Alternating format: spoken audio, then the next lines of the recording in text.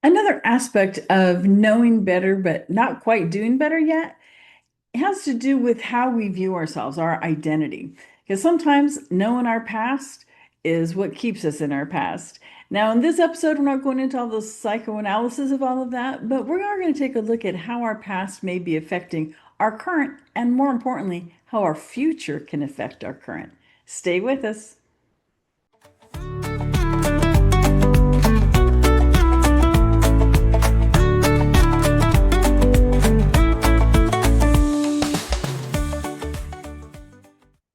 Hello, hello, and welcome to another episode of the Christian Life for let's try that one again. The Nurse Life for Christian Women.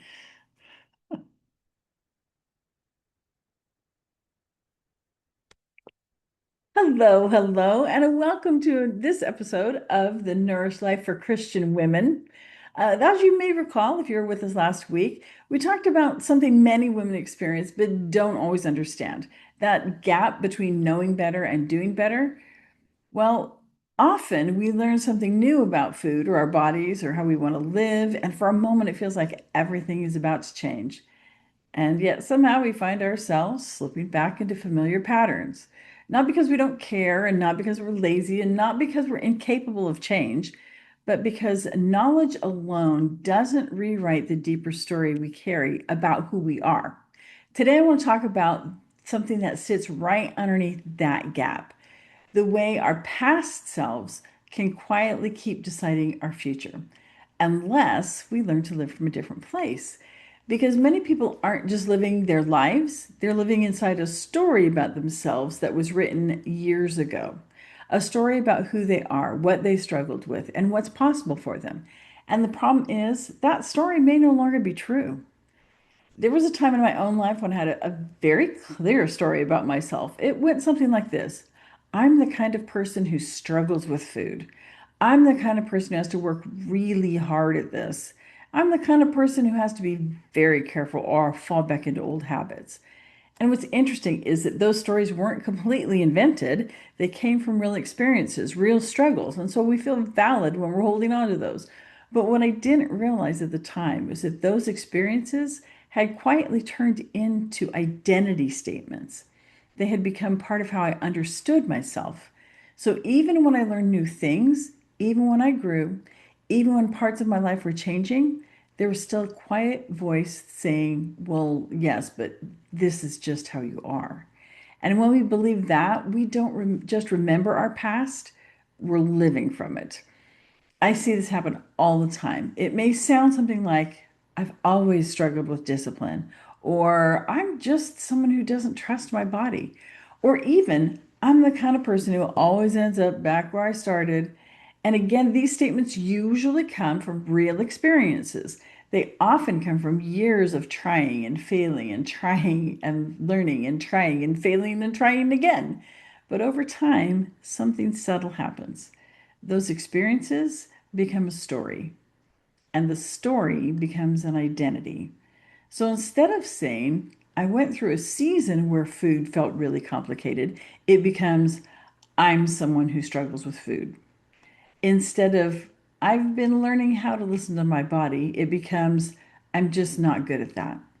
And this is exactly the gap that we talked about last week, where it begins to make sense.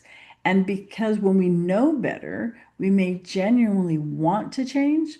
But if the deeper identity story still says, this is just who I am, our behavior will keep drifting back toward that story.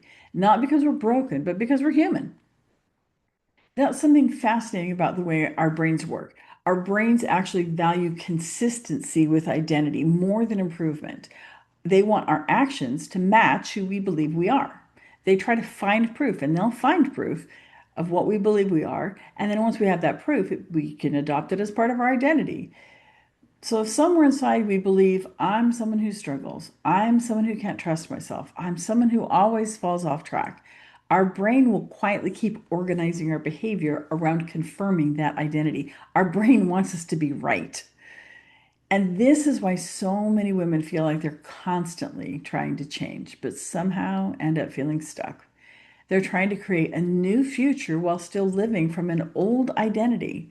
And that's incredibly difficult because transformation rarely begins by fixing the past. It's important to identify and acknowledge the past, but we can't go back and fix the past. Transformation begins with something much simpler, imagining a different version of ourselves, not a perfect version, not an impressive version, just a truer version, a version who lives with a little more peace, a little more self trust, a little more freedom. And at first, that vision can feel pretty distant, but then something interesting happens. We begin asking a new question. Instead of asking, how do I fix my past? We start asking, how would the person I'm becoming live today? And that question changes everything because change doesn't only happen when we analyze the past. It happens when we begin living from a different identity. I sometimes summarize this idea with a simple phrase, just be her now, not someday, not when everything's figured out, but now, not perfectly, just intentionally. Imagine the person you're becoming, the woman who has learned to trust herself a little more, who feels at home in her own body, who doesn't feel like she has to constantly fix herself in order to be worthy. Now imagine something even more interesting. What if that woman weren't as far away as you think? What if the first step toward becoming her isn't a dramatic change, but small, quiet moments where you start living from her perspective? Moments where you speak to yourself with more kindness, moments where you listen to your body instead of overriding it, moments where you choose curiosity instead of criticism. Those moments might seem small, but they're powerful because every time you do that, you're no longer living from the woman you used to be. You're living from the woman you're becoming. You're beginning to be her now. Our vision of our future self pulls us toward her instead of us looking at her past and trying to run away from her. This also explains something many women quietly carry, even when they're learning, even when they're growing, even when they're trying very hard to do better. There can still be a quiet voice underneath it all saying, but you're not there yet. You're not disciplined enough. You're not consistent enough. You're not healed enough. In the coming weeks, we're going to talk about that voice, where it comes from, and why so many capable, thoughtful women hear it, and what begins to change when we start questioning the belief behind it. Because if that story says the story that says you're not enough, what about if it was never true to begin with? Until next time, here's a simple question you can carry with you this week. How would the person I'm becoming live today? Or even just this moment?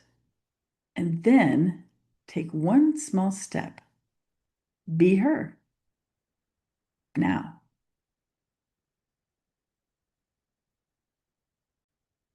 If today's episode or any other has resonated with you, I wanted you to know that I offer a free 30-minute call.